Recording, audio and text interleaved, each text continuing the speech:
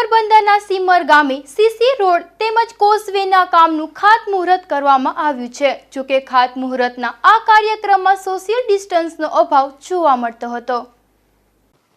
પોરબંદરના બરડા પંથકમાં સીમર ગામથી રાણા રોજીવાડા રોડ પર વાડી વિસ્તારમાં જવા માટેનો એક રસ્તો આવેલો છે, જે રસ્તા ઉપરથી ખેડૂતો અને વિદ્યાર્થીઓની અવરજવર મોટી સંખ્યામાં રહેતી હોય છે।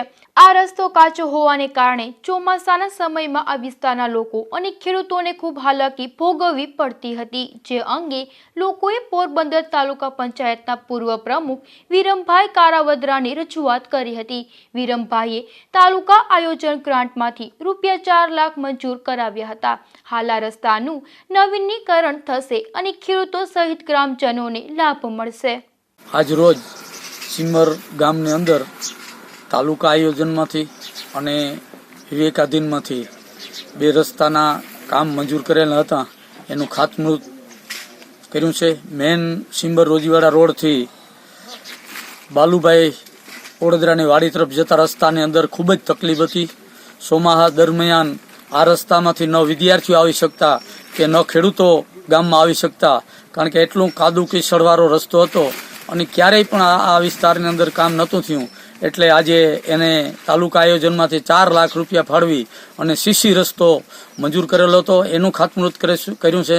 અને એક આગળ આના રસ્તાની અંદર બાજુમાં ભીમા આતાની વાડી તરફ જતા રસ્તામાં ₹1 લાખનો કોઝવે મંજૂર કરેલો હતો। આ બંને ₹5 લાખના કામનું ખાતમુહૂર્ત સરપંચ શ્રી કેશુભાઈ, આ વિસ્તારના સૌ ખેડૂત ભાઈઓ, ઉપસરપંચ શ્રી રણમલભાઈ અને મોટી સંખ્યામાં ખેડૂતો હાજર રહી અને ખાતમુહૂર્ત કરેલ છે। પોરબંદર તાલુકા પંચાયતના પૂર્વ પ્રમુખ વિરમભાઈ કારાવદરાના હસ્તે આજે આ રસ્તાનું તેમજ રસ્તા પરના કોઝવેનું ખાતમુહૂર્ત કરવામાં આવ્યું હતું। આ તકે ખેડૂતોએ વિરમભાઈનો આભાર વ્યક્ત કર્યો હતો।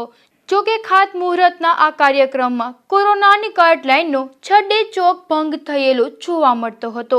લોકોના સામાજિક અંતર તેમજ માસ્કનો અભાવ જોવા મળતો હતો।